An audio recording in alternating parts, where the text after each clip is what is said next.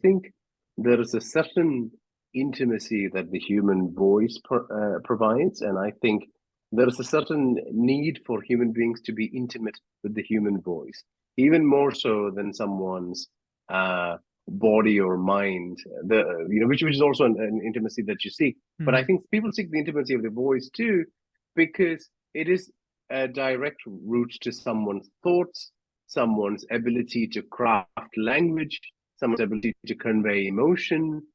And when you have a parasocial relationship with someone in that way, I think sometimes they can end up being more intimate and close and truthful than the 5 or 10 people you know out that you know physically, who might you might have a high-by relationship with or you hang out with, but they're still not conveying the depth of emotions that you want.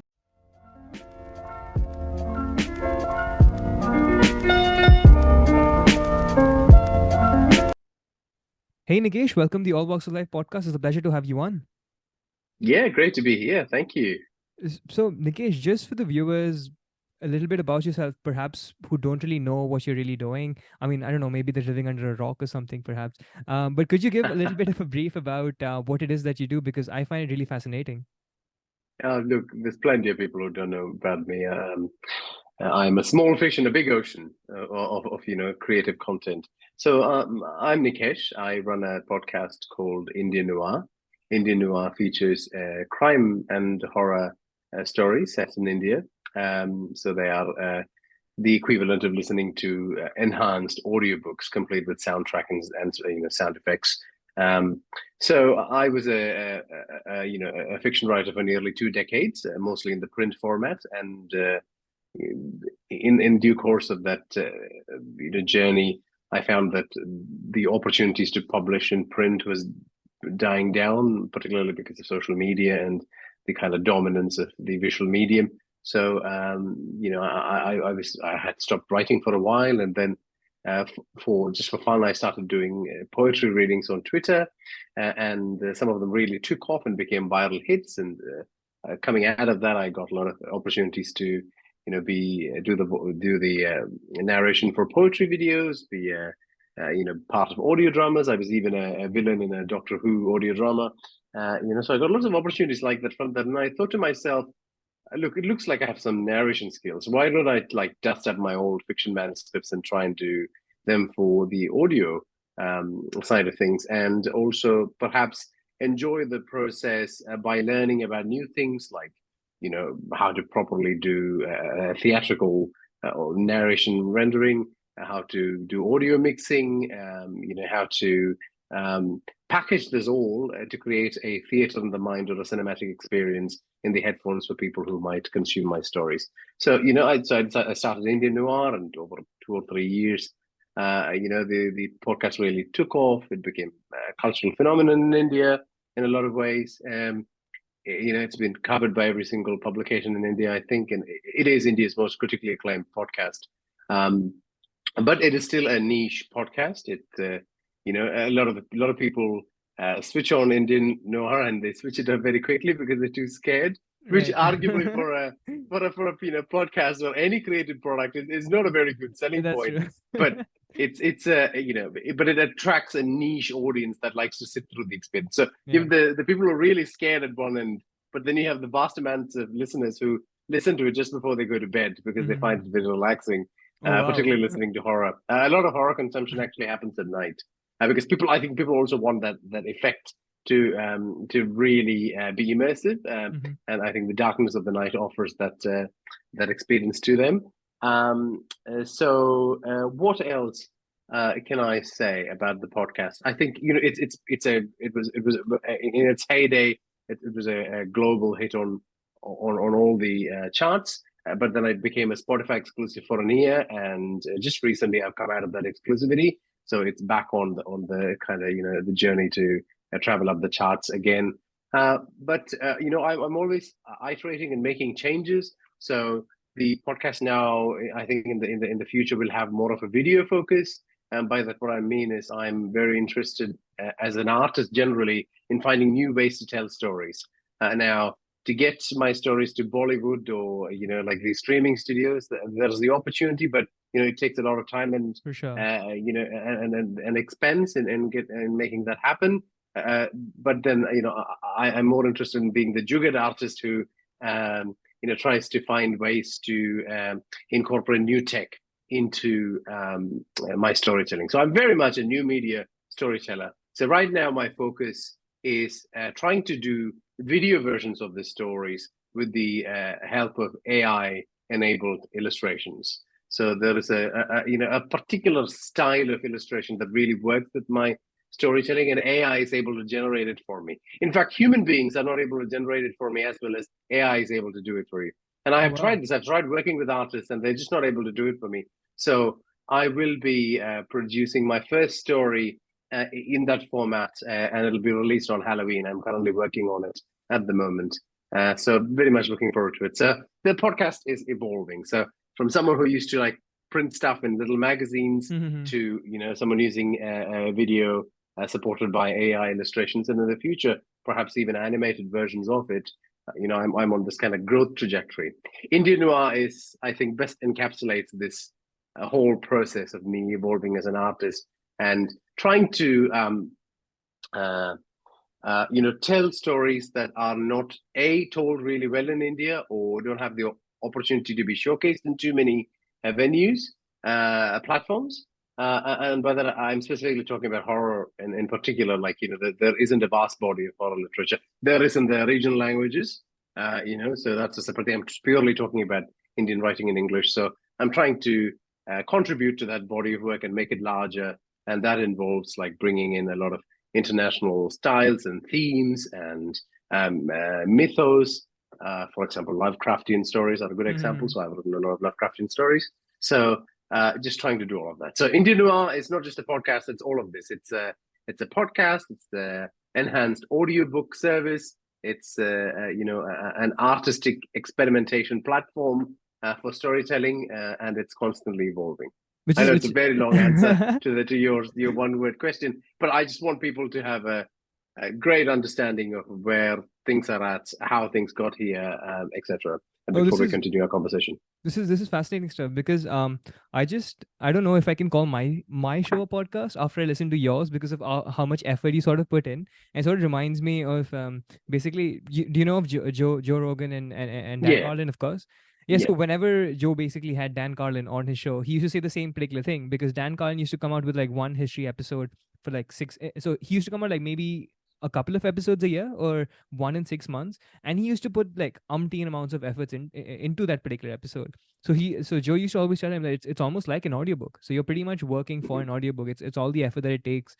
So yeah, can you talk a little bit about that, like how, like what drew you towards sort of you said you were sort of a writer and then you sort of like moved into the podcasting space, but what was it that drew you towards, let's say, fiction podcasting and more in particular this whole story medium kind of podcasting? Because isn't non-fiction podcast generally the go-to for most people? yeah, yeah. And I think it's the more popular of Yeah. the two genres. That being said, it seems a lot of research points to the fact that fiction podcasts have Right. higher Yeah, I get. completion rates Yeah. compared to non-fiction podcasts. I think the first thing is, I've always been a fiction writer, so that was like an easy go-to for me. Two, I would have really loved to go into true crime podcasting or, any of the sort of affiliated sort of podcasts. But I also trained as a lawyer, so I understand a lot about the intellectual property rights and the copyright situation around uh, you know generating that kind of content. There are a lot of podcasts on the chart that be in real serious trouble if someone took Mm. the pains to sue them for like using content from books or other mediums. I find it's a bit of a dangerous space unless I had like a great production company to work with and Yeah. they had lawyers who would process the content and the terms and conditions and unless I had a team that researched using those kind of ethical principles, I think it's very dangerous. Whereas with fiction, it's just me and everything I produce, and as long as I use licensed BGM, I use licensed sound effects, I use my own money to buy them. There's just no loopholes where Yeah. I can Yeah. stuff up, and obviously to make sure that I'm honest, not plagiarizing stories. And even if I'm inspired by a particular tradition, only use the tradition in a broad strokes kind of way, as people do with Lovecraftian stories, for example. And but all of those things are much easier with the podcast. That's in the fiction genre. What is not easy is the production side of things. So just to give you an indication, to produce 15 minutes of content for Indian Noir, it takes 8.5 hours of production time. This is writing, rewriting, editing, narrating, editing the narration cut, then mixing it with the BGM and SFX, then doing the multiple runs to see if you've got a perfect product. And you do this So all on your it's own. And you do this all all on by your own. Oh myself. wow. Yeah. So it's very, very time consuming and hard. And over the years, I've obviously done and enjoyed it, but it's gotten to a point where it's a bit much. Because essentially, when if you have people who have not listened to Indian Noir, it essentially works like a HBO Max with multiple TV shows on it. So every season there is so 1 year there'll be a horror story, then there'll be season 1 of that horror story, then it'll go to a season 1 of a crime, then it'll go to the season 2 of the same horror story, and season 2 of the crime, and so once that story is done, we move to another story. But like I was doing weekly episodes, then I moved to fortnightly after a while.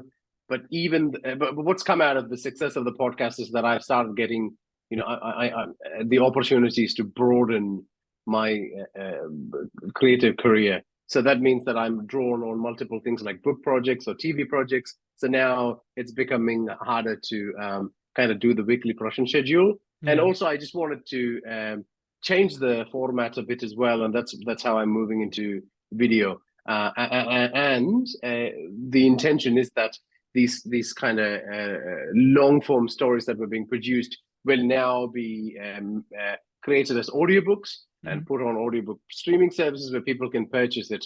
They want to see, listen to if they want to continue on that story journey. And I think then, so that brings about that whole piece around, people paying for art, which I think is very important. So it was very, in the kind of first wave of podcasting, I was able to make revenue from Audible and Spotify.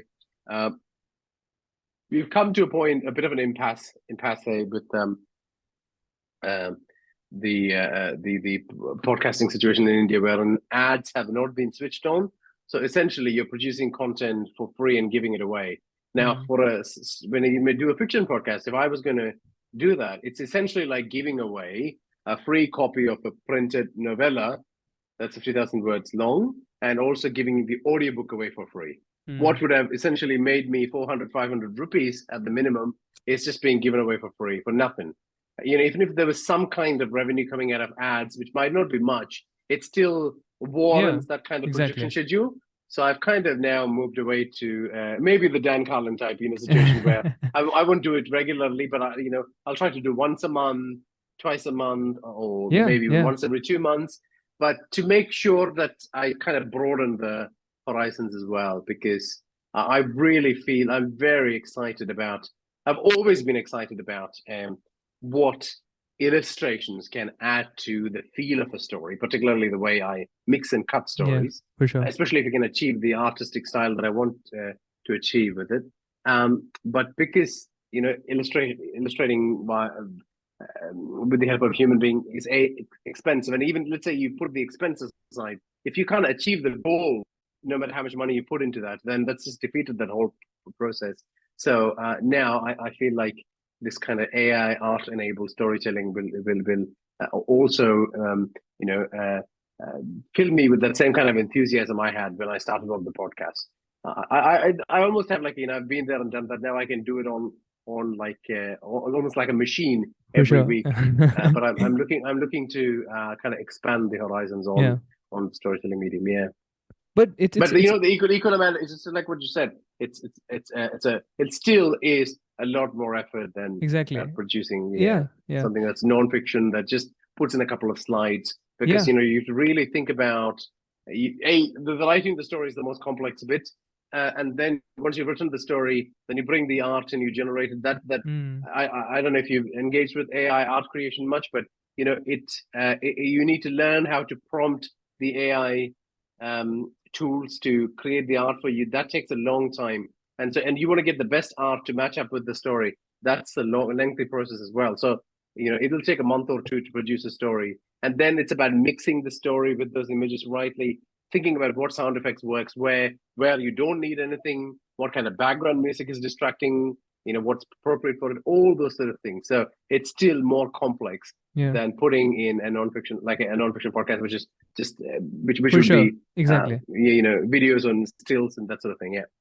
Nikesh, can I ask you a particular question? Do you know, because this whole space is quite booming right now, like with YouTube as well, there's like a lot of people who are doing like video essays or like documentaries, which is like pretty much Mhm. podcast, but then they have like a different, altogether like a different. So if you consume it only as a listener, it gives you one experience. But then if you watch like Mhm. a video, like a video form of it, it's a totally different way that they're telling the story. So the audio is the same, Yeah. but then they're sort of having like imagery and different things are going on about. Have you basically thought about, perhaps because this kind of stuff is also propping up on Netflix and those kind of streaming channels, maybe perhaps working on a particular segment and then proposing these deals to YouTube, or because YouTube originals there and then there's Netflix and those kind Mhm. of things. I don't know, maybe taking the route that perhaps Duncan Trussell took, like with Midnight Gospel. I don't know if you had the chance of watching that particular show. Something along Yeah. those lines, because from what I'm imagining, the effort you're putting in, it's still in some sense, even if you are putting it on YouTube, in some sense it is still putting it out for free. It is for Yeah. sure later on when you have, let's say, a certain amount of subscribers and those Yeah. kind of things, as ad revenue come in. But even that, do you know where I'm coming from? Yeah, absolutely. Yeah. I think, look, YouTube originals, I'm not really sure how that approach works, but generally my impression with dealing with streamers, no matter what their um, uh, cut of their coat is, they tend to, I think, want to see you at least put out content for a while Right. and see Yeah. how the how the metrics are, or at least have a body of work that they can look Mm. at, and then where and a body of work that shows them that you regularly produce, you're capable of producing content regularly, no matter what the schedule is. So I think that will be important to establish in the first instance as Indian Noir takes this YouTube focus. But I think what will motivate that is the fact that there is at least an opportunity with YouTube to monetize. Mm. Although we've been reading more and more that Yeah. perhaps the rates of that monetization is not as attractive as. Mm. But I want people to pay something for the art, not just consume Exactly. it freely. Yeah. And I think YouTube opens up a window to make that happen. The streaming service piece, by the way, I'm definitely currently working with some streaming services to make that leap. TV, the production pipeline is a very precious, a very Mm. challenging pipeline. So so all I can do at the moment is to pitch a lot of projects, and as you know, out of thousands and thousands of pitches they get, they might produce 0.2%, 0.3%. So it's a real long shot. But thanks to Indian Noir, I've built that connections now that'll Yeah. enable me to do that. So Uh, that's been very good. So I had recently had a streamer call me to yeah. have that discussion, and then we're just slowly trying to do the pitch decks for that, and try to pop in that direction. I don't know how successful it'll be, but Mm. I'll give it a shot, like I've done with these sort of things. YouTube originals is a great suggestion. Like that's something I haven't really looked into. I should, if I can find what the kind of what Yeah. the Well, yeah. guidelines Because the are to get into criteria. that, Yeah. Yeah. For and sure. who the people are in India that you need to deal to for those with those things. But again, I think if I produce a body of work, at least for a year or two, Mm. I'll have something to take to them. And Exactly. it'll be interesting to see what the reaction's like for when people do it. And again, just like with Indian Noir, I'm just curious: can I make a cultural phenomenon out of this too? Mm. I'm very curious about it. Like, there's plenty of horror YouTube channels, particularly from India on there, and some of them use animation quite effectively. But I'm trying a different spin on it, Yeah. Yeah. and I just want to see if it's appealing. And so yeah, so at this stage, I would say that space is very much I'm just playing in it like a little child. Whereas Yeah. podcasting, I feel like I went through that stage and I matured, and now I'm almost a senior citizen ready to be lowered into the coffin and buried. So That makes sense. That makes sense. So yeah, actually, I think that you're true that way. Maybe if you sort of have some sort of body of work, even if it's not really getting you revenue streams as of yet, Over the years, I think you will get noticed if it's good content. Because what reminds me of that is basically, so there are YouTube channels such as TVF. I don't know if you've heard of them, TVF Originals, and they've been putting out like No. great content over the years. So they've been putting out short series pretty much, and I think some of their shows have now been picked up by Amazon Prime and Wow. Netflix. So they've said that okay, now we'll have it on our platform, so you can now go and watch these TVF shows on these services, which is great. So I think maybe that could be a trajectory you could sort of explore. But Hmm. uh, what I really wanted to ask you was that, so when I started off this podcast, obviously I wanted to have these on the audio mediums, but I was always adamant that I wanted like a video component to it. And like Hmm. that's always Smart move. because so however much however small my audience is at the moment, I always want to sort of focus it on like a video component of things, because the thing is that's how I consume a lot of my podcasts. So my a lot of Yes. my podcasts are sort of non-fictional, so it's your Joe Rogans, it's your Lex Friedmans. That kind of space is generally what I consume, and I just felt that that would be like a way I would want to go down in the future as well. Hmm. What I want Yeah. to ask you is that, wasn't that something that hit your mind when you started off with Indian Yeah, Noir back in the absolutely. And day? and from the beginning, even some of my contacts with the streaming services, they said to me, you should, sorry, in the audio streaming space, they said to Yeah, me, yeah, you should really focus on building a YouTube channel. And I did with Indian Noir, but what I found was, because it was just a static image of the podcast or the episode, mm, and the audio was running, it was not as appealing to people for sure. as Yeah, the kind of shows that you're talking about. yeah, yeah, yeah, And I think you've done.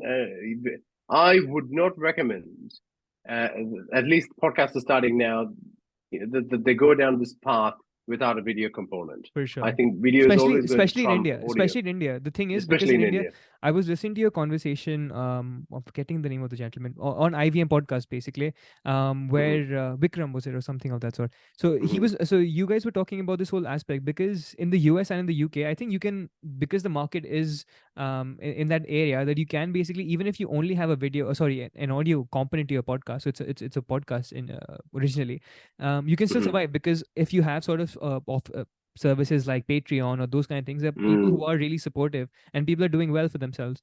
But I don't think that's so developed in the Indian space as of No, yet. it's not. There's a real reluctance to support That's for artists sure. Yeah. in that way, and also, so that's people who are listening to it, but then also from a the point of view of the streaming services.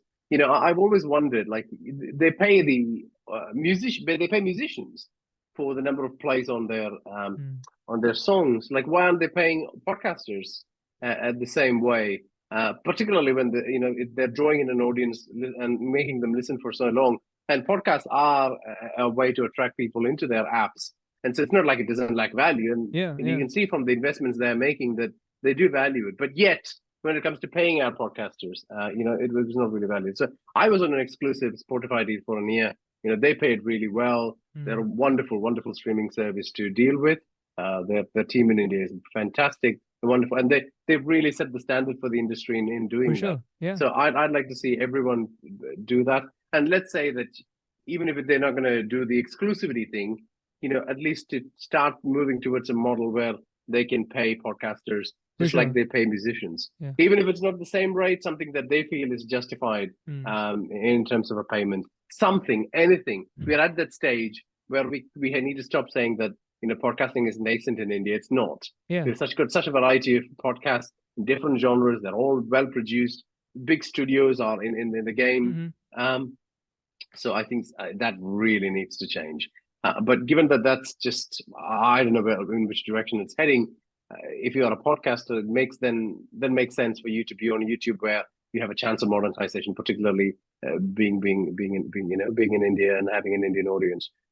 So yeah, definitely crossed my mind when I was doing Indian Noir. Mm. The only thing holding back was the cost of illustrating the podcasts, especially for the amount of hours that like an Yeah. Indian Noir show runs for. It's not like your 2 minute quick scary uh, story that you see on YouTube. It runs for hours. It essentially runs like a TV show. exactly. So Yeah. that was very prohibitive. And plus, even when I got artists on board, they were just not able to work as fast as I was producing the episodes, or do what I was kind of Mm. requesting of them. And I just found that whole space very quite backwards in the way it was set up. Like, for example, one thing I always thought is, if you were an artist, at least even a beginning artist, if someone like me came to you, or you were seeking business from someone like me, it makes sense to put your skills into a business package. Like, Mm, instead of like quoting per illustration, maybe quote as a package for a 5 minute episode or something like that. yeah, That makes it cost effective, but also good for the artist as well. Whereas, like, I just found that whole system very taxing, paying per illustration just so that you can sit in a silent frame for a while. And then yeah, no one was giving me any suggestions on how to animate it, and essentially I had to go and find all the solutions. Well, why would I pay anyone else if I could do exactly. it all Yeah, myself, which is yeah, what I'm doing now. So in AI, I have a good partner that actually is able to recreate what I want really well, and so I pay it to, uh, which I would have done with a human being, but now it's giving me better return for what I'm paying it. To be able to generate the art that I need that suits the story in the exact style I want it, um, and in the exact kind of and capturing the essence of exactly what I want. And by that, what I mean is, some of a lot of the stories in Indian Noir are, based on my kind of emotional perception of the world we live in and the nightmarish emotions of it, or the nightmarish visuals that it brings to my mind. And now I'm able to recreate that in a way and present it in front of people exactly as I see it. yeah, Yeah, so I think so now I have reached the point where I'm able to do it, but for a long time I just did not have the tools or the for sure. opportunity or the Yeah. partners. Yeah. There's so many things I'd like to sort of speak about because there's so many things you've touched about. But just sort of sticking on to the aspect of support from like the Indian audience, I think that is definitely there. That perhaps there is like an hesitancy of sort of still adapting to the internet, that things are for free, so why should we pay through the internet? Or people, even when people started off with the internet, I'm not sure if you still remember this, when we initially had like online shopping on the internet and things like that, people were scared to put their bank details online and things like that. I think there's still an element to that, and still an element of Yeah. that, is it really safe or something of that sort. But I also Hmm. think that many of these services through which you can support the creators and can support, let's say, podcasters, video creators, hasn't always been conducive towards the Indian audience as well. It's been very Hmm. sort of Western oriented, Western Hmm. centric. And Yeah. I've seen a lot of individuals who've been able to support their creators through UPI. And many of the people who've been consuming content, if there's been an option for them to support their creator through a UPI option or something of that sort, that for some Hmm. reason has been like more effective. And perhaps Nice. it's perhaps because of the friction that's there. So there's less Yeah. friction with UPI, and people are using it every day basically to get around and Yeah. things like that. So they're more comfortable with it. Yeah. Correct. That might be the case. That's a great suggestion. I'll definitely take that on board. I really want to start looking at the Yeah, ways in which people can pay for me. So some of the ways in which I could now monetize is obviously, like the videos, get donations on the videos. yeah. I could use the UPI format you're talking about. But if I'm producing a book that's set in a Hmm. related story universe, people could purchase that. So I want to try and give people multiple options now to be able to do that. Yeah. I'm starting to think about it. Once I exited the Spotify deal, I had to start thinking about monetization in other ways, and I think that's when I looked at the body of work I've got, and I looked at it, and went, okay, that's enough. That's Hmm. nearly 170, 200 hours of free content that people are getting. So plenty of time for them to immerse in it. Now, what options do I give people to continue on with the story? So yeah, lots to think about there, and I That's for really sure. want Yeah. to try and understand how Yeah. to monetize it. And the UPI is a great suggestion. I'll Yeah. definitely look into it.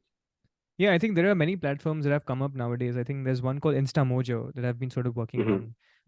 And that's, I think, a nice basic equivalent basically that people can basically use and send money through UPI. But there are many others people are sort of coming up with, which is great.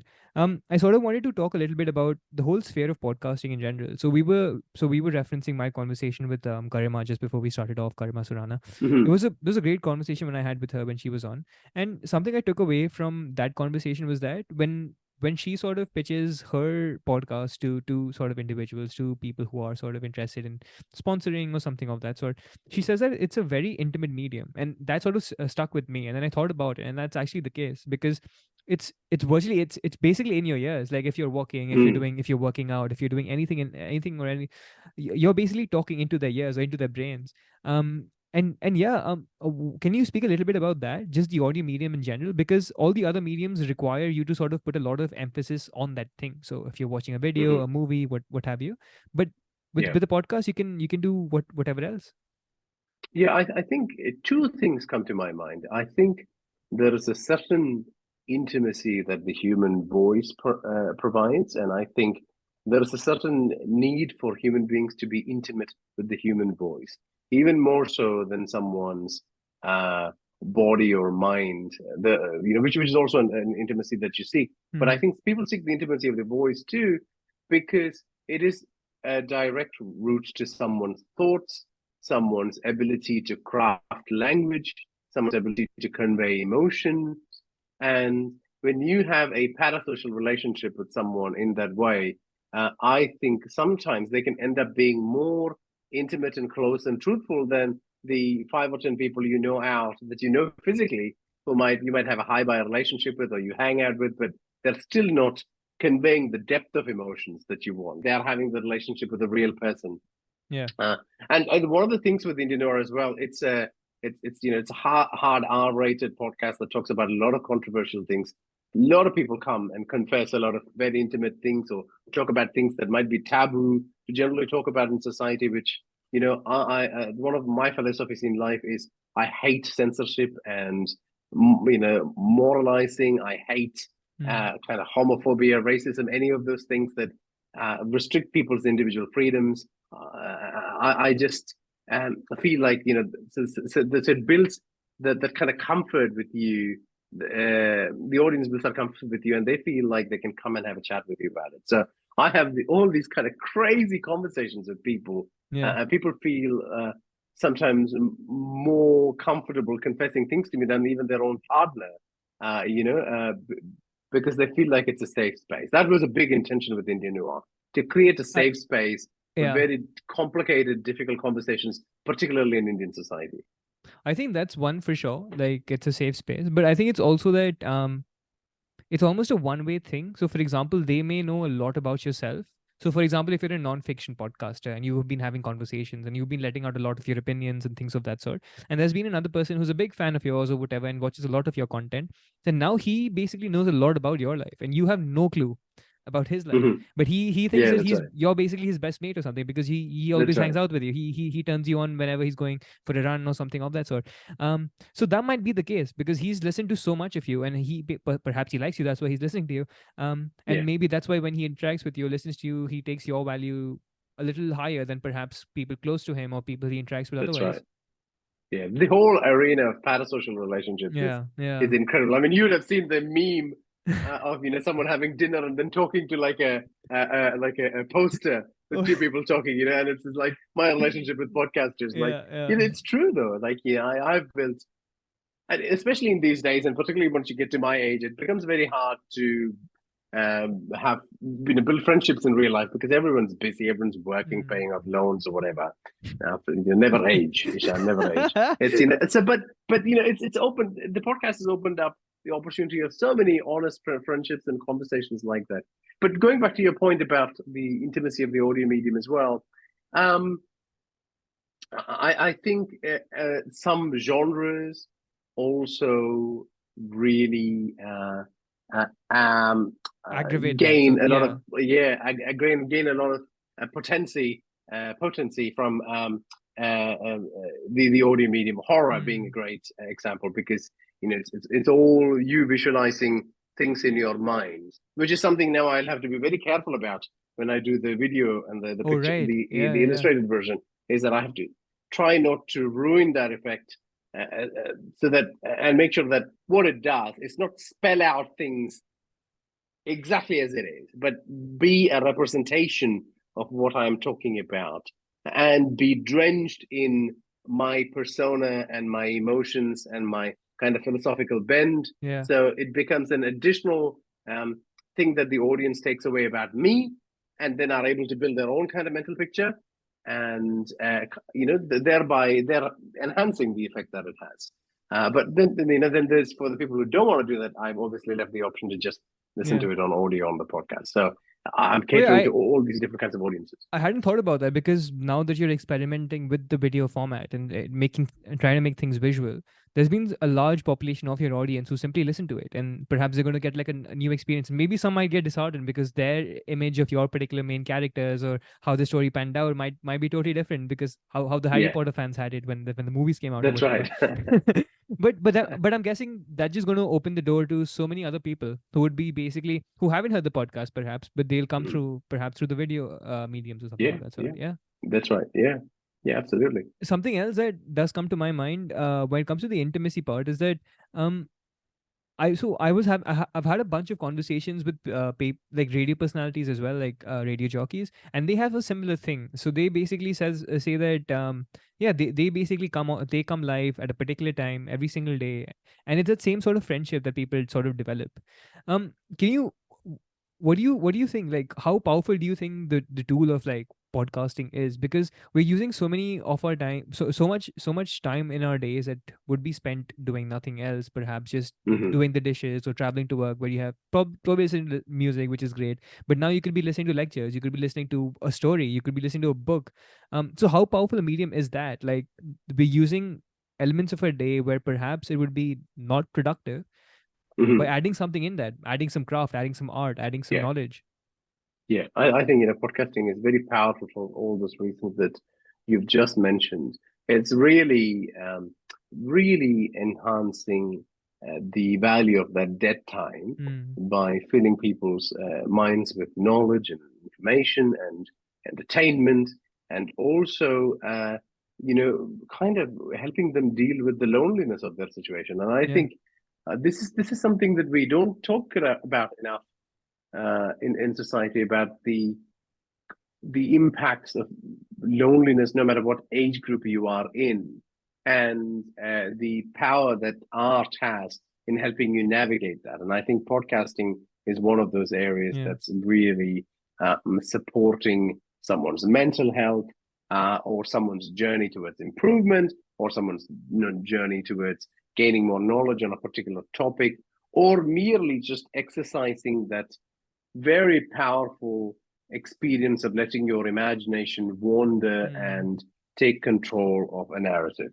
I think I read a recent book about this. I can't remember the name, but it talked about the power of just daydreaming and letting the mind wander and collate things without judgment, and how after you go through that process, it enables you to problem solve. And so essentially, I have structured a lot of Indian noir stories to do that for people, to give them the space when they tune into the story to think about something that they wouldn't generally think about, or shy to think about, or even if it's happening to them, or give them that safe space to deal with the trauma that's happened to someone they know, or themselves, or they see around in the world, and to let the mind wander and experience that. And yeah. I think that is such a powerful, powerful tool. I totally agree with your sentiment on And this point. it's not it's something that I think I heard you so I'm quoting the same interview, basically like the same podcast conversation rather, where at IVM, and where you were mentioning that it's not all that sort of dopamine infused as well. So it's not like watching where we're constantly hooked to our phones or hooked to our laptops or something. Mhm. That it's very screen driven. So through a podcast, it's an audio medium. So it is giving you that element of time where you can sort of move away from your screen and go for a walk, or do something else that would perhaps yeah, just benefit your mental health or something of that sort. Mhm. Yeah, yeah, Um, absolutely. Very powerful medium, without a doubt. something that I've been sort of wanting to ask you, and it is along these lines as well.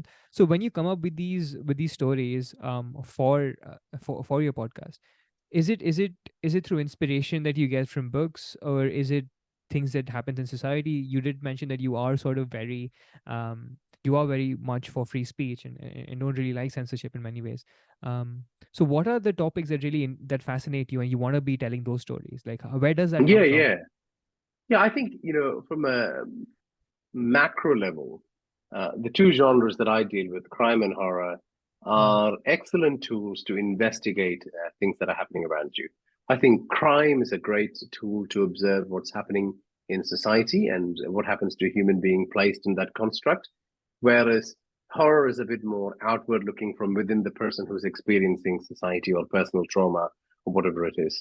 I think both these um, engines, these story engines, can be used to interrogate things, and that's essentially what I've been trying to do. So, to give you an example, I think His Night Begins, which is a crime show on the story. It's about the nature of evil and the gray area of who people consider good and bad, and how easy it is actually to sympathize with someone who's villainous when you when you understand their motivation, and then put the audience in that uncomfortable place where they are enjoying a revenge show, but at the same time, if you interrogate it, that's feeling a bit further, it is a bit wrong. This is someone who's actually committing a crime. There are stories on Indian Noir that have dealt with, homosexuality and how it's treated in India.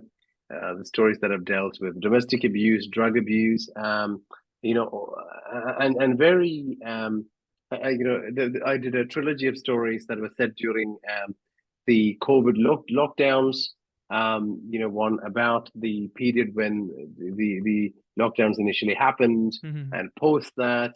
And a great example, if I was to use a specific example, is Juma Beach, which is a three-part horror story, which is about the how betrayed Indians felt in the aftermath of the pandemic, particularly its impact in Delhi. Oh, for You sure. remember that horrendous period where people just one day woke up and realized you could run out of oxygen Oh, tanks, yeah. Yeah. and the result of that. So it deals with the sense of betrayal and loss people felt during that, even though it's a Lovecraftian story. So I suppose I have always been a writer who's liked to interrogate what's happening in our society. So I use that as a starting point, and then obviously, everything that I've learned about story structure, particularly in TV writing, I use that to then put that on a thriller platform and make sure that I write something that is a page turner, or I uses the Netflix binge formula, so that people from the beginning to end can experience a great story that really gives them the enjoyment of having read a novel, but also marrying it with a TV A show more which is cinematic completely set experience. in their Yeah. mind, a more cinematic experience. And I've always written like that, I suppose. It wasn't too hard for me. A crime and horror are kind of darker genres. I've got a darker bend of mind. I like being in those sort of darker spaces and thinking about those darker things and how human beings operate in that environment. But try and see, but how do I put this? And I think it's something I've said a lot in interviews. It's a bit ridiculous to always consume content that makes you constantly positive, or that colors the world beautiful. And the truth is, it's not. It's Yeah. a mixed bag of things. So It's suffering and most of the time. So, you're suffering most of the time. So what you want is actually build the resilience muscle yeah. to be able to endure life. Yeah. And there's numerous research, if you look up, that talks to how people who are horror fans have actually survived the pandemic a lot better Yeah. than people who are not horror fans, because in their mind they've always been suffering through through this entertainment outlet. And so when the pandemic happened, they're like, yeah, I know this feeling. I've endured this. I've experienced this through storytelling. It's just a bit like personal resilience, Yeah. really. Yeah. If you kind of prepare yourself for the worst by being positive about working on the kind of shields you need to protect yourself when that happens. A lot of people might point to you and say, "Oh, you're a very negative. You're a pessimist." But really, what you're doing is you're just being realistic about what Yeah. could go wrong, and you're prepping that way. For sure. And so I think the storytelling that I do enables people to do that, and they can go to these kind of darker spaces for a while, and emerge from that with thoughts and ideas and a newfound perspective. And even if they already had that perspective, maybe a confirmation that that their way of thinking was correct, or that line of thinking might yield more interesting thoughts. So it does all of that.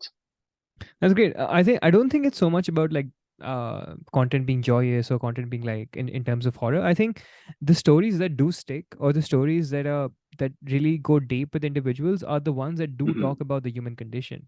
And if it does talk Yes. about the human condition, it has to talk about things like suffering and things like that. So when you do Yeah. like listen to your shows, or read like great works of literature, and then you see dire situations where people are living, and then you look at yourself and you're like, and you sort of see the privilege you're living in, and it's like, oh, it's Hmm. not too bad. Like I just have to go to work and sit in like an AC Yeah. room. Like there are people who are doing much worse than I am. So I think that's perhaps where it's at. Like Yep. I think it's that. So I think perhaps, and maybe this is just my look from the outside, because I do consume a lot of literature as well, and that's how I sort of look at it. That if the story is great, it will sort of want you to turn the next page. And yeah, Hmm. yeah. Hmm. Yeah, and I think it's almost a duty that you have to not, particularly with the modern day audience who've got very short attention span, that you write very pacey stories Hmm.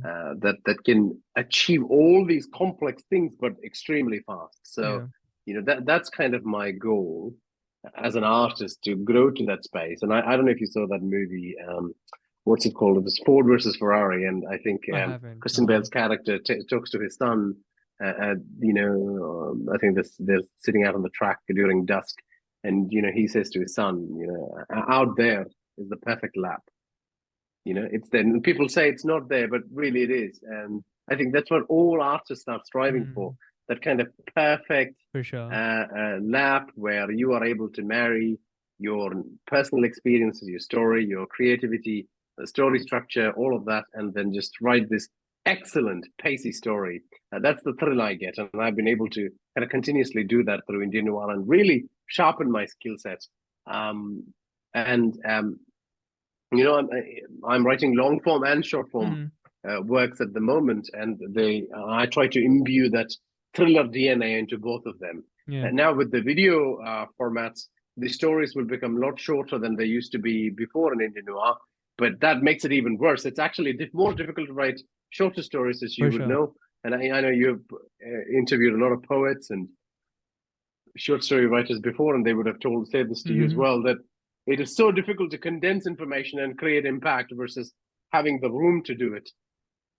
So now I'm going to think about the ways to do it in a condensed format, but all that training that I've gotten from doing it over an expansive piece over a longer period of time, I will use it in that. Now I have a very good grasp of what elements need to be in play to make sure that once someone exits that 5 or 10 minute stories, they feel like they've been punched in the face, Hmm. and they're reeling for a while from it, and they might forget it after an hour.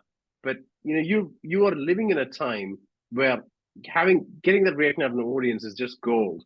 Because I'm sure you've seen a lot of interviews with photographers recently, especially the legends in the business who are saying they feel very sorry for modern day photographers because people just swipe so quickly. They just don't dwell on the photograph. So Yeah. every bit of effort that would have gone into developing that piece is just completely lost. So when you are in an environment like that, your kind of success metric as an artist, forget monetary side of things, but is to make your audience feel something very strong very quickly. And knowing how to craft language, knowing how to put that into a great narration cut, mix that with the right kind of sounds. I think that all empowers a story, no matter how short it is, to deliver that. But Hmm. still, it's a interesting challenge. It's a unique challenge. What I don't want to do with Indian Noir ever is to have this mass-produced kind of creepy pasta type stories. I really want them, and you use the right term there, be drenched in the human condition Yeah. and really make people feel uncomfortable, like really uncomfortable, not just have that jump scare, cheap effective horror, even though good jump Yeah. scare Yeah. is excellent and it's very hard to do, but not just be that, or not just be a series of just, disgusting images, repulsive thoughts, but really strike a chord in people because for 5 or 15 minutes, they went into another human being's body and they Exactly. Yeah. experienced something that was very distressing, thought provoking, and emotion altering or thought altering at the same time. So I think we'll get along really well because basically recently I had Kavya Sharma on my podcast and she's basically a writer as well. And one of the things we shared in common was our mutual love for Fyodor Dostoevsky.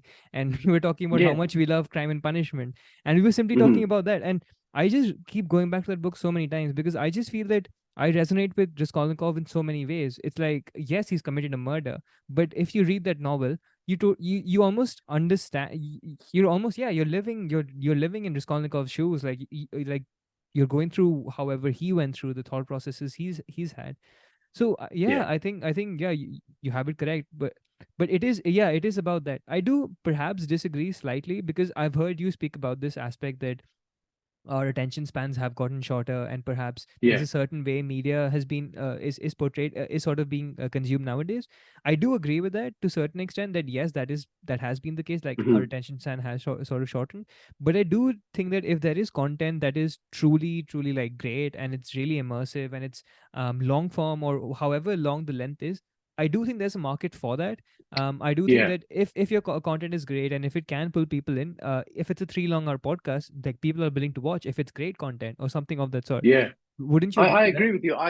I think where it makes it harder for those longer pieces is the discovery piece. I Right. think it's easy to sell the shorter pieces Hmm. because you can make. I mean, not that I haven't tried making snazzy promos for the longer ones, but it's just easier Yeah. with shorter form storytelling to grab people's attention. But I totally agree with your view, though. I think there is still an audience that is very happy Yeah. to invest their attention in something that's really good. I think what I've said about the attention span thing should not dissuade any artist or For any sure. podcaster Yeah. from looking at longer form podcasting.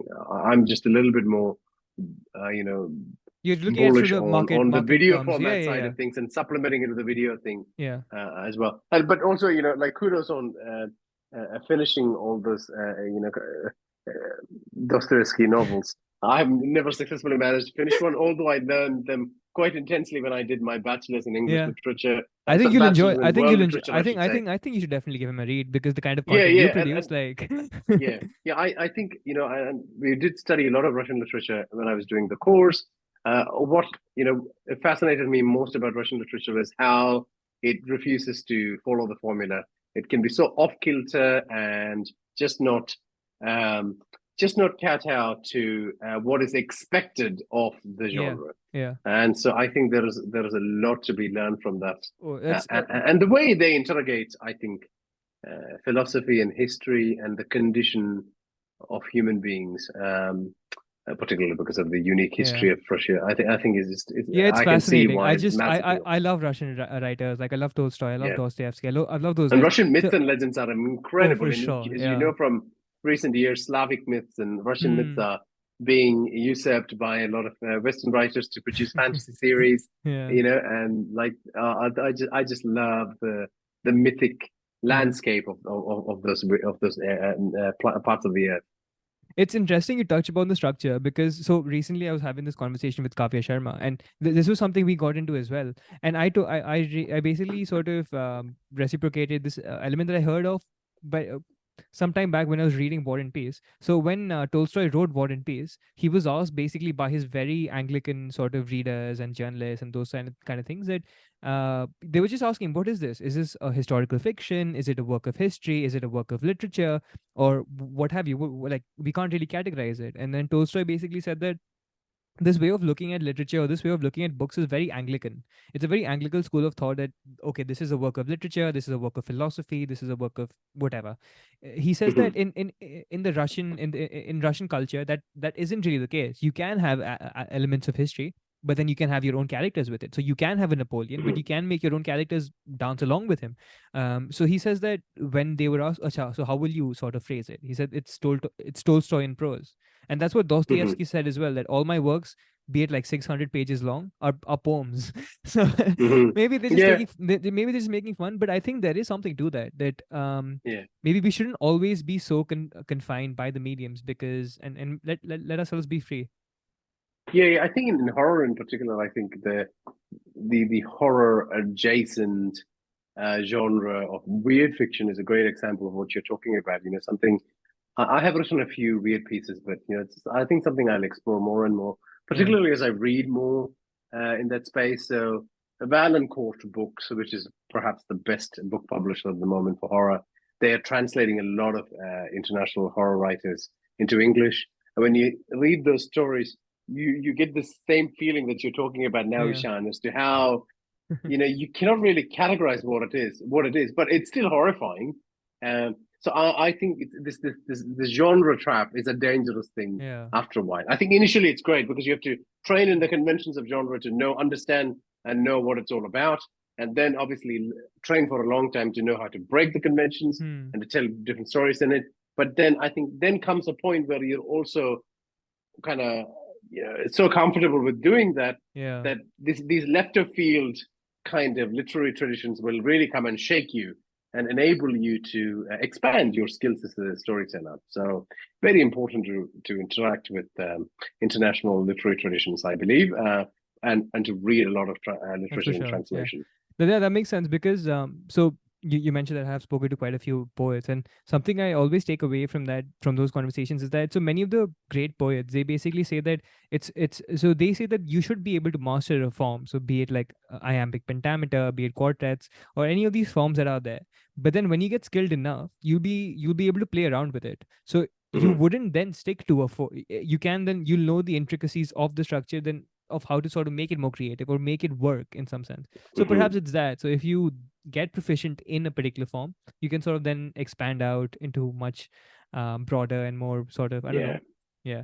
It But takes a lot of skills to do that. that is Look, I true. was a That is I true. was a rubbish poet. I was a really rubbish poet, but I'm a great narrator of poems, No, you're a great even more than some podcaster of now. the and I'm even better than some of the because poets Oh often yeah. are not the best reciters That's of their true. poems. That's true. Um, Yeah. and but I will say Elocution's a skill in this itself. about Yeah. yeah, but I'll say this, like having written poetry and sucked at it, it's so hard to even master the basics of it, and then being able to play with Hmm. the different forms.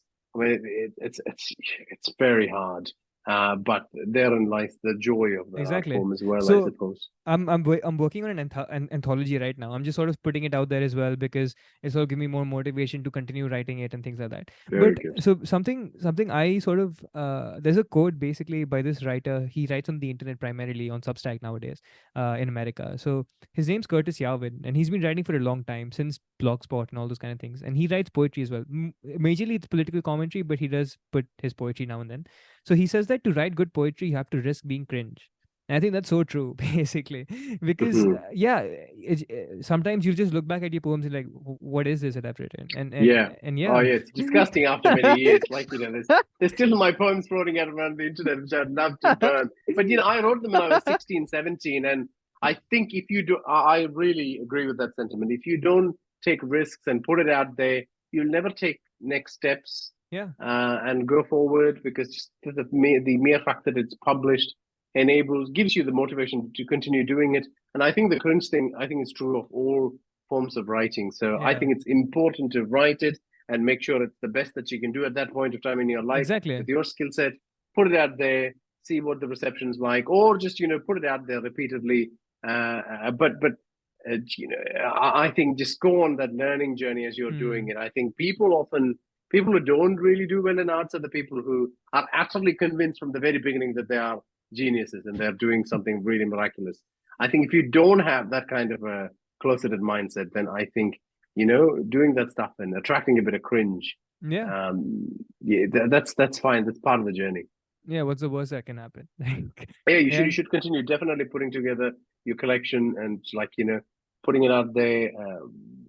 I find that with any written any forms of literary creations, I think reading your work aloud is such an amazing and powerful editorial tool because I think you can avoid a lot of cringe when you edit after reading things aloud. yeah, Obviously, the textual editing is very important, no for doubt. sure, yeah, Checking it for form and language is very important. But I think that reading it aloud pokes so many holes in the structural state of that piece of work, but also the emotive resonance that the work brings, that you're able to tweak all of that and make it much better. What do you think it is to that? Because I've been thinking a lot about this, and if you look at some of the sort of sacred texts in the Sanatan Dharma, so in the Hindu philosophy, um, if you look at the Gita, if you look at the Ramcharitramanas, many of these are beautifully written, like Hmm. works of literature, works of poetry, and it's almost that, for example, and I think I've thought this through, that it's, so you read that and you get a meaning from it, like if you read the Gita or if you read the Ramcharitramanas, and you get a certain meaning of it, but then when you sort of read it aloud, it almost sinks to you, and it sinks to you in a Hmm. manner, and maybe that is what it's trying to connote, Hmm. denote in some sense. Like that might be the I think, magic of it. written. Yeah, I think, the written works, the books that capture those words, they are such recent Mm. constructs compared to how we used to tell stories, which is Exactly. Yeah. oral, the oral tradition. And so that has and will always have a primacy over the written word, no matter in what medium it's presented in, Yeah. be it a piece of paper or a Kindle. I think the human voice is such a powerful tool.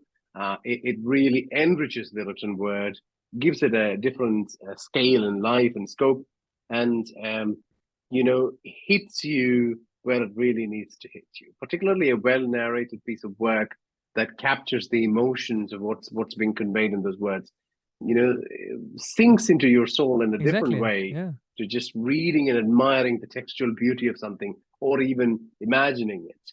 I think that kind of third dimension the voice brings is just incredible.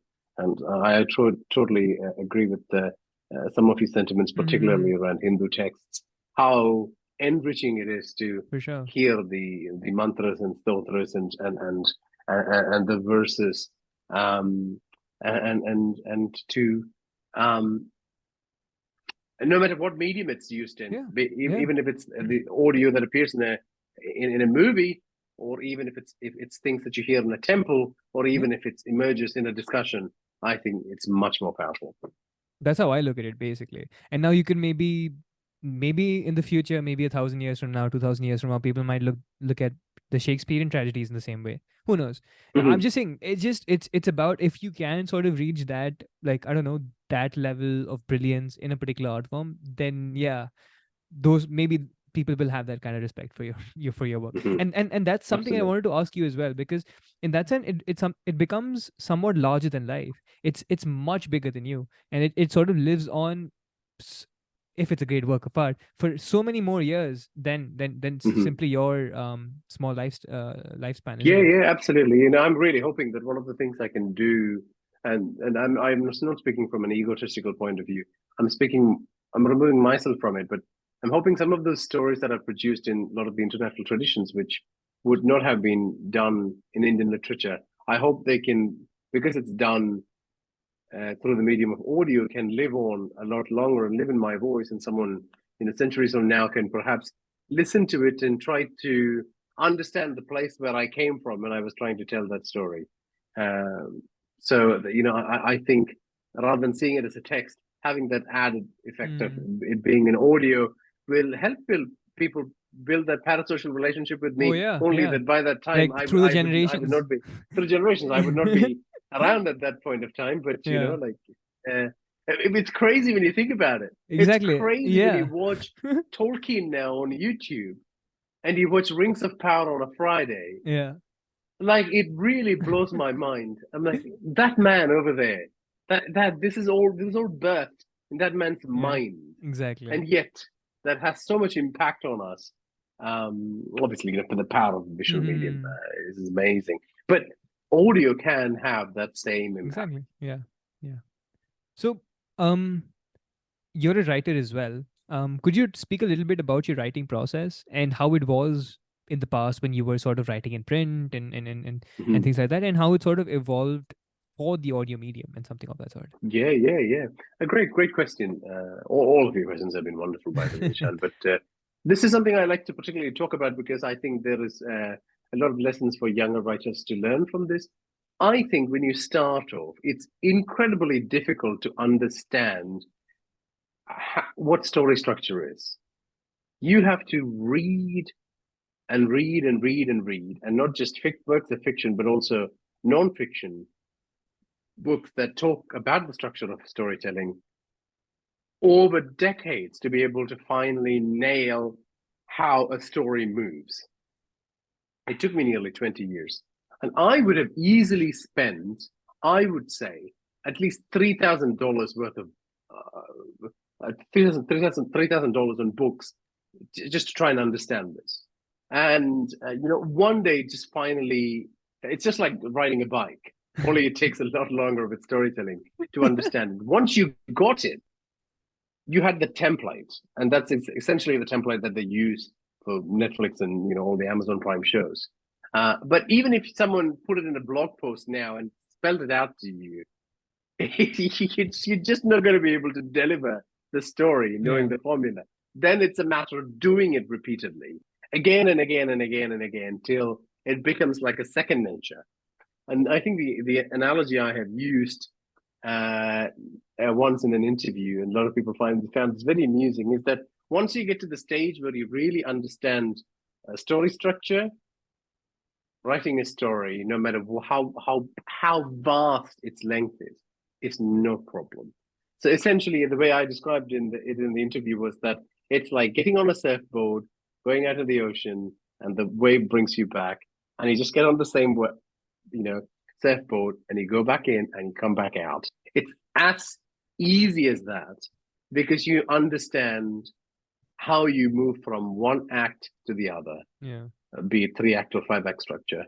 And all you need is a starting point for a story, a thematic concern, something you want to interrogate, a good character, and then you just let the story flow and it'll just go. And people are a bit shocked when they hear that I say that some Indian Noir stories that are intricately plotted, but it's always very loosely plotted. I'm almost writing in real time. So I'll start writing from a Monday to a Friday. Friday, I'll edit it. Friday night, I'll record it. Saturday, Sunday, I mix it and I release it. Like, that's how I'll just keep doing this repeatedly over and over again. And there have been very few plot holes in my work, and very few errors or any kind of structural imbalances or thematic mishaps, flaws, all those sort of things. But that's because of this kind of embedded understanding of story structure. It's taken me a long time.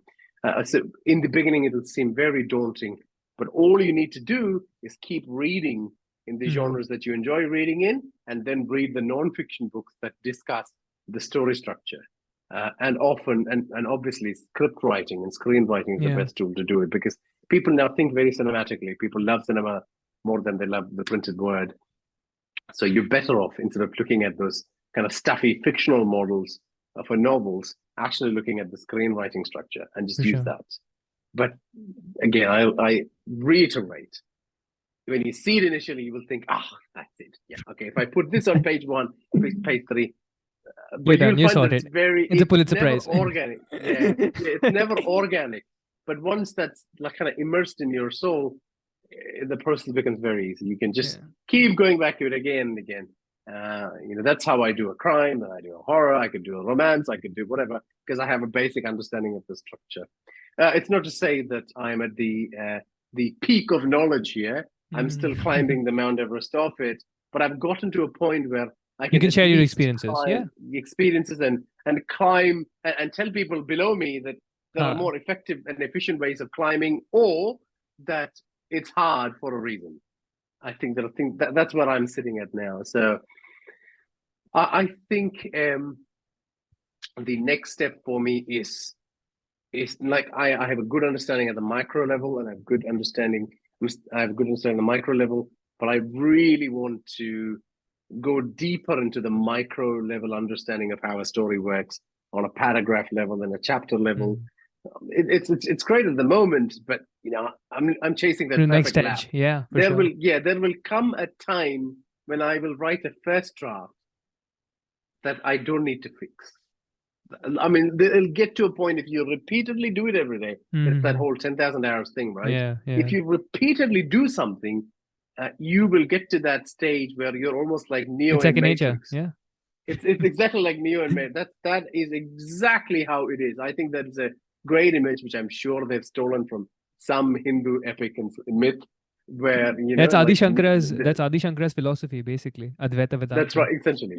Yeah, yeah. So essentially, it's a you could watch the Matrix from beginning to end and understand Hindu philosophy because it's essentially a Yeah. copy paste, right? But yeah, but that's the scene where the agents are firing at Neo and he places his hand and he stops the bullet because he finally sees the structure of the world.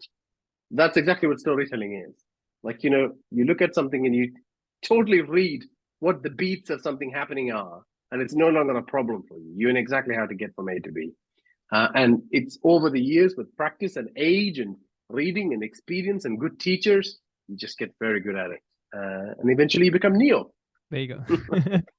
If I have to play devil's advocate, isn't there like another school of thought when it comes to writing? So like the Stephen King way of looking at. So he basically there's a term for it. I'm forgetting the term, right? So he basically says that Oh, he's a panster, not a plotter. panster. Yeah. So Yeah, there's pansting and then there's like plotting, right? So most people are plotters, but so he says yeah, that at least he believes that if you simply create good characters and put them in interesting situations, something good will come out. But then obviously, yeah. not But everyone's yeah, I think not it's everyone's Stephen interesting. King. That's what I was going to say. I mean, all the kind of pansters, they say, "Oh, Stephen King said this," but Stephen King is like a one in a million. Stephen King's great genius is, I mean, he's got all the fundamentals right. He knows how to Yeah. write the sentence, the paragraph, the novel, and do all of that very beautifully. So that's just a given. But his really profound ability is to make the world, whatever story world you're going into, appear completely real. Like, Hmm. only a fraction of a fraction of a fraction of writers will ever hit that kind of peak skill. That's his peak skill. You can tell he sits down and it's effortless for him. One area where I think he fails because of this, and I think it's because of his panster thing, is some of his endings really suck. And it's just not me saying, a lot of people say that. He's never able Yeah. to land the ending for a lot, and that is because it's not plotted.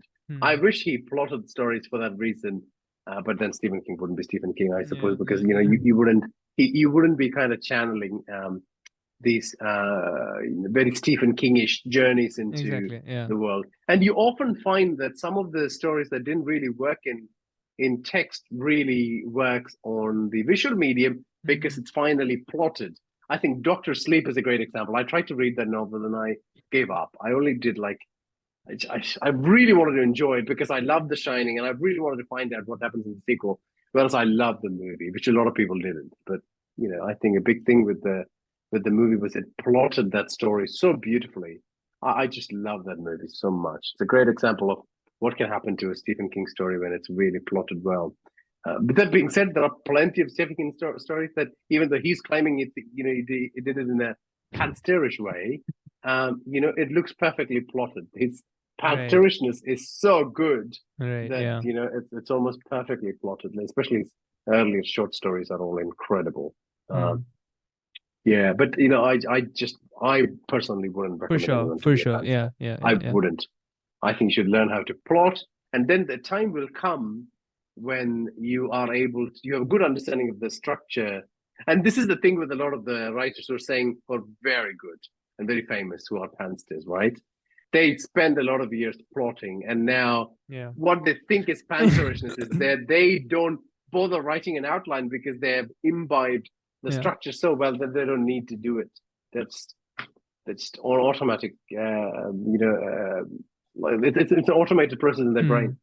But even if even when you are plotting, let's say, um, there would be a lot of leeway, isn't it? For example, when Oh, you're so totally. for example, when you have the conception of the idea of how you want to sort of have the idea set out, and you make a rough outline and things like that.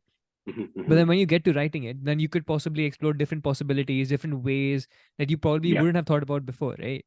totally, Sean. Totally. Yeah, and new characters pop up, and new Yeah. situations Yeah. pop up, and and then when the situation pops up, you have to find a way to justify the situation, so that brings Hmm. in more elements, more characters, or more scenes. So the best way to describe it is that there is a map, but you really don't lay down every single side quest, every single NPC you have to deal with in the game to Yeah. get to that point. You roughly know where you want to get to, and that is the best way to write. I think. rigidly writing an outline is just Yeah, yeah, yeah. it leads to stuffy stories. I think when it's organic, I think it breathes a lot better. Definitely does. In fact, I learned that very quickly. In the first few times that I tried to do a strict by the books one, it was just not working, and I couldn't figure out what it was, and it just wasn't breathing. That's what it was. It wasn't very alive as a story.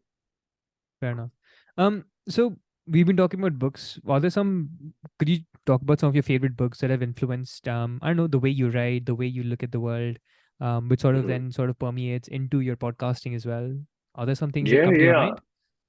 Totally. I mean, look, books have been so important for me. Like I had a very difficult childhood for various reasons, and books were a great way for me to escape into my world of imagination. So I essentially would, I think my love for reading was kicked off by Nancy Drew mysteries that Okay. I found in a local library, which are heavily plotted books, And then I read Hardy Boys. I read all of the Hardy Boys, and then I immediately graduated into like all the horror writers of 80s and 90s, and particularly King and Graham Masterson, and a lot of fantastic writers in that period. Um, and then obviously I went and did my bachelor's in literature, so I obviously got to read a lot of literary fiction, which I always did not might not have enjoyed, but it enabled me to critically interrogate text, and I think those complex literary works are very useful for it. And then I kind of lost interest in reading for a while, and um, uh, I had a period where I wasn't sure what I wanted to be till a kind of an inner calling arrived into my soul, where I was determined that I wanted to be a writer. And then what that did was, whenever I would try to experiment with a particular kind of storytelling, I would read books that fit that genre. So for a long time I wanted to be a literary fiction writer, so I read a lot of literary fiction, and I think in that initial period, Gabriel Garcia Marquez was my favorite writer. In fact, I remember the exact book I read that made me want to be a writer, which is a Marquez book. I was in the hospital after my surgery for my nasal septum, and I had a copy of his novella of Love and Other Demons, which I read, and I was so astounded that you could use words in the way he had used it. And I really wanted to do it the same way. I will never be a Marquez. No one will ever be a Marquez. Like a book like 100 Years of Solitude Oh is yeah. almost like a revelation from God in a lot of ways. And then I suppose I've read a lot of kind of I went through a period of reading literary fiction I just hated, particularly the ones that were being farmed out during award seasons that were winning awards. I just didn't get the appeal of any of those things, and it Uh, actually killed my joy of reading. And I just kind of gave up on reading till I encountered Cormac McCarthy, the great American master, and he's obviously my kind of mhm. literary god. And I love his Blood Meridian, which is I think the greatest book ever written. Nothing will ever be written to triumph Blood Meridian. I think it is like it is an Old Testament that is more powerful than the Old Testament, but speaks to uh, a, a greater revelation that we all know exists within us, but we can't see it or we can't express it because we just don't have the kind of skill that Cormac McCarthy has, which is the ability to totally be invested in his craft and to manipulate words and sentences in so many wonderful ways. And so I became a great devotee of McCarthy. So I read Blood Meridian, which is transformative. Um, I've read a lot of his other works. Obviously, No Country for Old Men, which has been made into a movie, which is fantastic. But The Road, which was also made into a movie, I think was just reading that was just a phenomenal experience in my life. And there's plenty. This Outer Dark, which is incredible. So a lot of the McCarthy books are just amazing, and they will just put you in place as an artist as well. And I've said this many times. When you read Cormac McCarthy, it's like that point in Gita where Arjuna is having all these kind of doubts about what he wants to Yeah. do, and Krishna is trying to explain things in different ways to him, but he's not really getting it. And then finally he shows his Vishvarupa. Yeah. And then, like, when you see the Vishvarupa, you understand what a minuscule, pointless thing you are. And I think it is important to arrive at that point when you are an artist. And I think that's what, like, encountering Cormac McCarthy was like. To know that you will never meet someone's skill, I think it's a great place for you to restart your journey again, Hmm. or even start your journey. So I think that was very powerful. Um, I and then post that, I think I read a lot of, like, horror anthologies. I listen to a lot of horror stories on an audiobook format, but I really love dark fantasy, so I read a lot of Warhammer fiction, which I really enjoy. They also write their stories in the kind of formula that I really enjoy. It's that it's very pacey, fast, it's Yeah. beautifully Yeah. described. Some people might call it even a bit overly emotive or overly flowery, but I don't care. From an audience perspective, but I also think it's a bit silly to dismiss those works in that way, because for writing for audio, you actually need to have very strong descriptive skills and be able to use language in such a way, because you're really enabling someone to propping someone's imagination and then helping them build on top of what you've got. And I think a lot of people say this about their kind of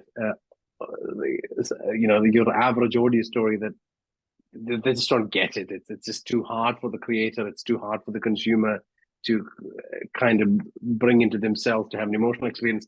That's because a lot of the people who create them lack this ability Yeah. to use descriptive language, Hmm. be regardless of whether they're talking about the emotional experience of the character or what they're seeing around them or something horrifying that's unfolding around them. It's very important. So I think all these works that I'm talking about have been so very critical in helping me build those skill sets and interrogating text and art and the way language is used.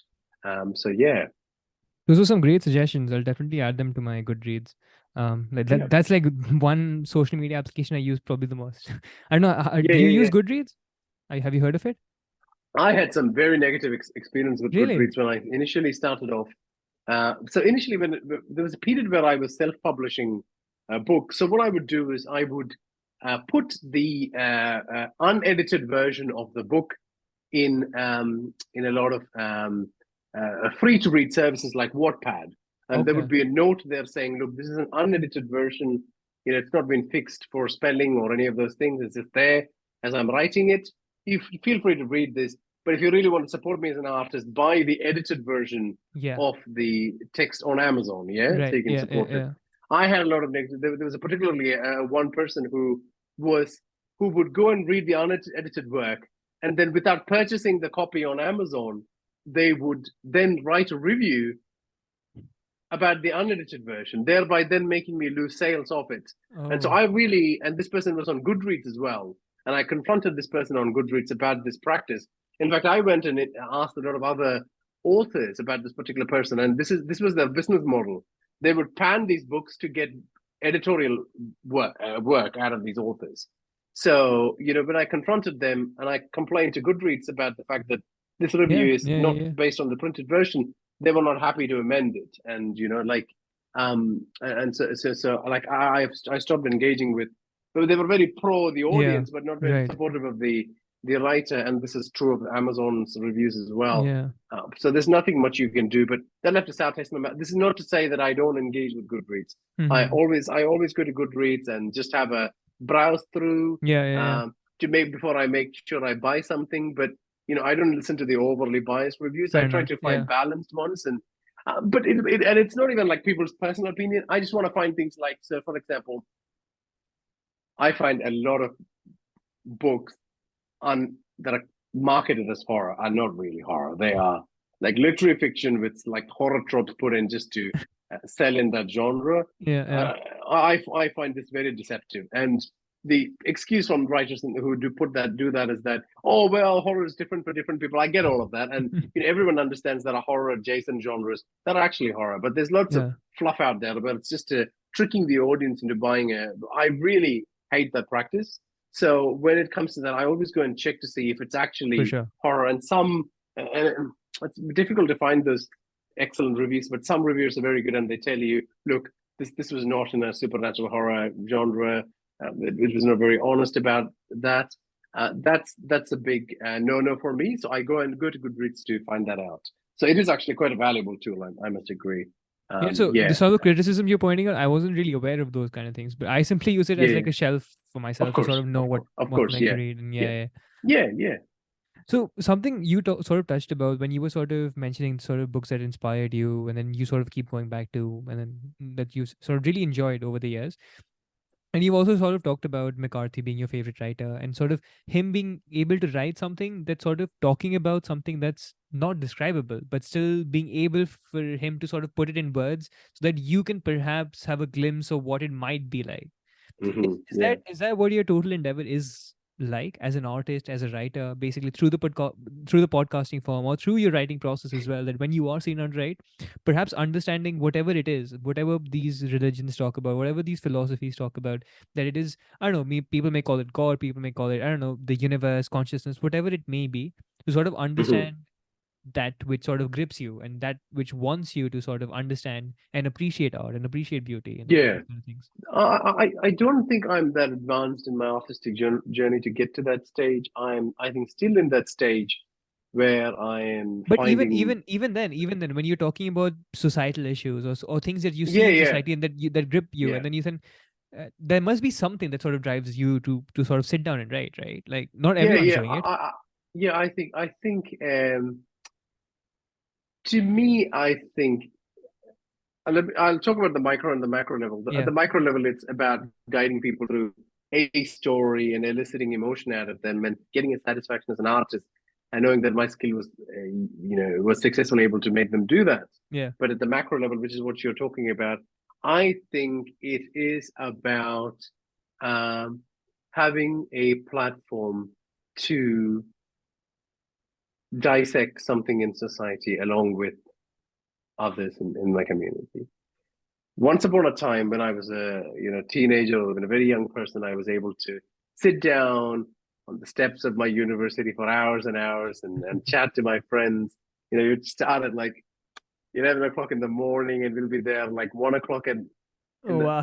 the next day. We were going to have food or whatever, and then come back and continue the conversation. Those were the best years of my life. Those were the best times of my life. Yeah, As you age, that becomes very difficult to find yourself in those kind of groups. And you become a lot more lonelier in your intellectual mm, space.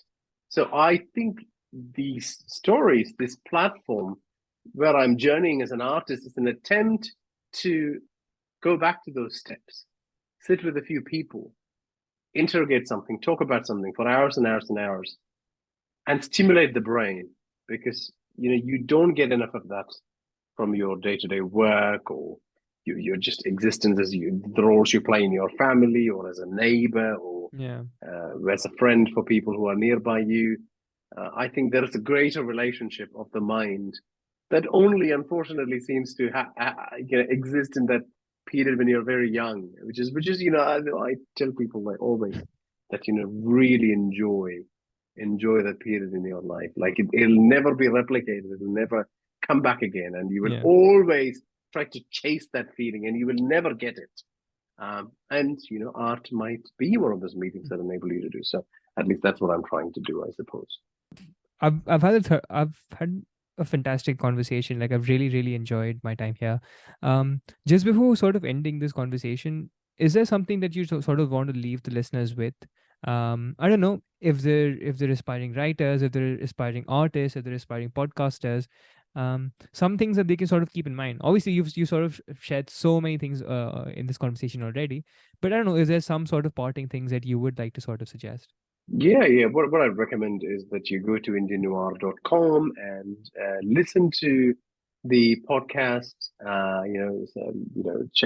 Look me up on social media and follow me. And you know, look at perhaps how I have navigated the artistic world and some of my struggles and challenges, because I think it is dangerous to look at successful artists who are a minority and then think, why am I not like them? Particularly when you don't get a balanced view on how they are where they are, what their artistic struggles have been.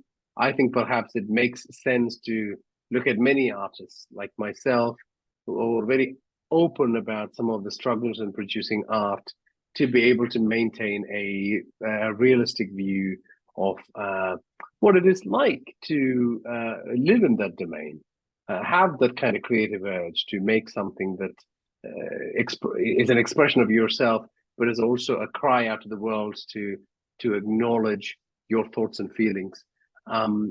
Just like this constant Instagram feed of happy snaps is detrimental to the mental health. Yeah. I think this constant consumption of puff pieces about artists is equally dangerous. I did that for many years, and like I even had like naive beliefs around how transparent some of the awards programs around books are. I have spoken about this before, Yeah. but like it's all a marketing tool. For It's a sure. marketing Yeah. engine, and so, but you when you start off, you have such naive beliefs about how that whole world works.